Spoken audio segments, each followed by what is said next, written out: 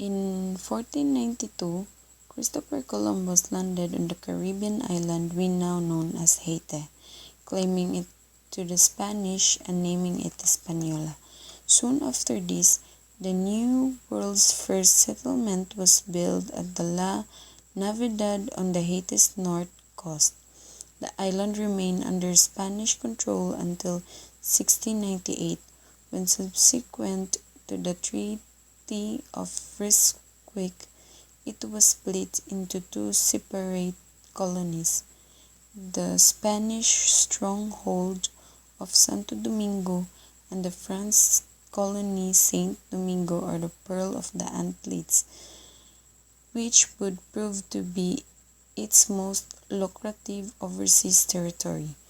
The island was ruled over by the two colonial powers for the next 100 years, which traded in sugar, rum, coffee, and cotton furnishing. Meanwhile, the Spanish and the French authorities were increasingly improved in the booming slave trade. Port-au-Prince is the capital and the largest city of the Caribbean country of Haiti. Flag description: two equal horizontal bands of blue on top and red with a centered white rectangle bearing the coat of arms, which contains a palm tree flanked by flags and two cannons above a scroll bearing the motto "El Union fait la force", or which means "Union makes strength".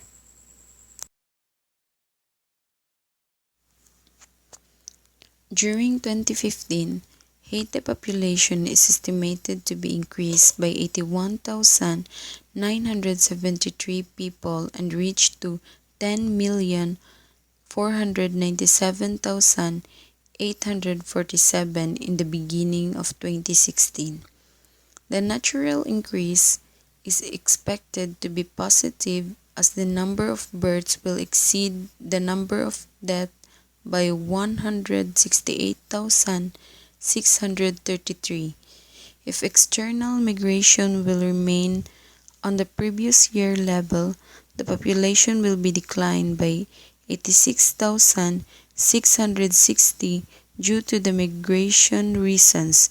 It means that the amount of people who leave Haiti to settle permanent in another country will prevail over the amount of people who moves into the country to which they are not native in order to settle there as permanent resident or immigrants.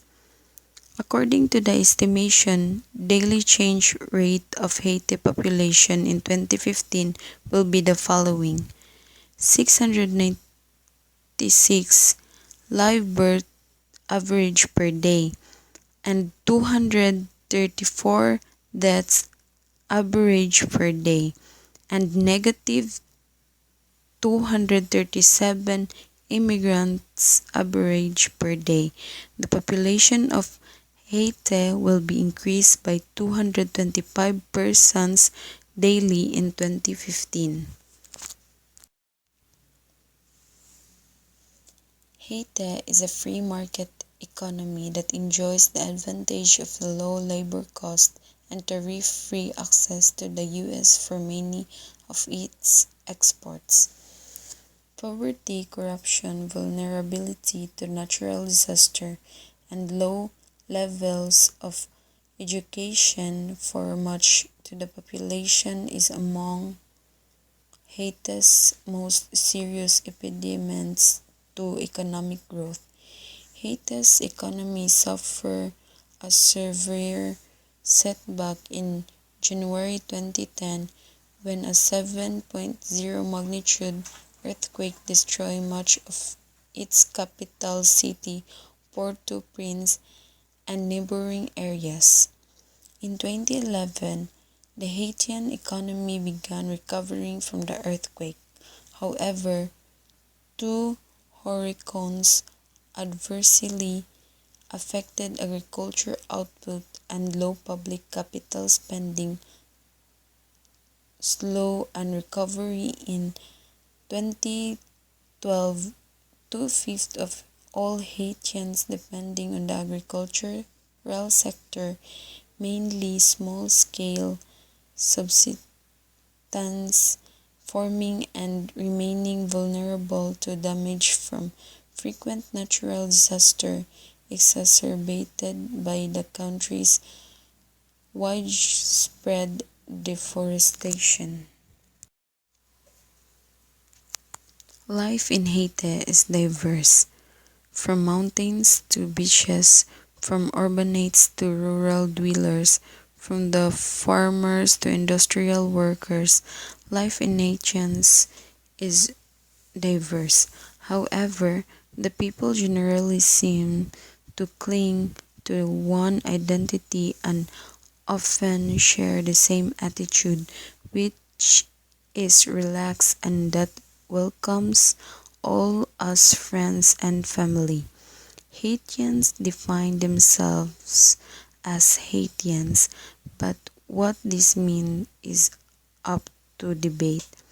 The Haitians have titled loyalty or faith in the environment as economic progress and standards of living have improved little in the recent decade, so it is generally not a nationalistic definition. Being Haitian is defined more by the culture and way of life of the people on an everyday basis. Although few locals may define it in this way, it seems all Haitians agree their language, French Creole, their food and their lifestyle are uniform aspect of their society and their people. These traits are the best way to define what is meant to be Haitians. U.S. economic engagement under the Caribbean Basin Trade Preference Agreement or CBTPA and the 2008 Haitian Hemispheric Opportunity Through Partnership Encouragement or HOPE Second Act help increase apparel export and investment by providing duty-free access to the U.S. Congress voted in 2010 to extend the CBTPA and the HOPA second until 2020 under the Haiti Economic Lift Program or HELP Act. The apparel sector account for about 90% of Haitian export are nearly 1/20 of GDP. Remittance are the primary source of foreign engagement, equaling 1/5 of GDP and representing more than 5 times of the earnings from of weak infrastructure such as access to electricity. Haiti's outsourcing external debt was cancelled by the donor countries following the 2010. The government relies on formal international economic assistance for the fiscal sustainability, which over half of the annual budget coming from the outside source. The HS code of Haiti's product export and import. Imports in Haiti decreased to 291 USD million in January of 2015 from 307.48 USD million in December of 2014. Imports in Haiti's average is 240.4 USD million from 2008 until 2015, reaching an all-time high of 335.65 USD million in October of 2014 and a record of a low $125.60 million in January of 2009. Haiti mostly imports are rice, cotton fabric, vegetable oil, wealth, cane sugar, milk, iron and steel, chicken, vehicles, and fuels. Haiti's main import partners are Dominican Republic, United States, Netherlands, and China.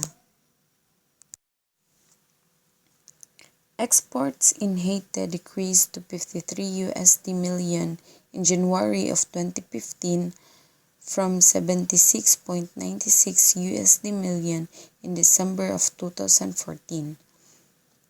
Export in Haiti average is 68.6 million from 2008 until 2015, reaching an all-time high of 97.25 million in October of 2014 and a record low of 11.91 million in January of 2010.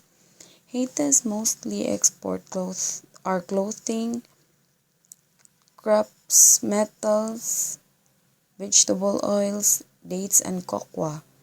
Haiti's main export partner is United States, accounting for over 80% of total export. Others include Dominican Republic and Netherlands and States.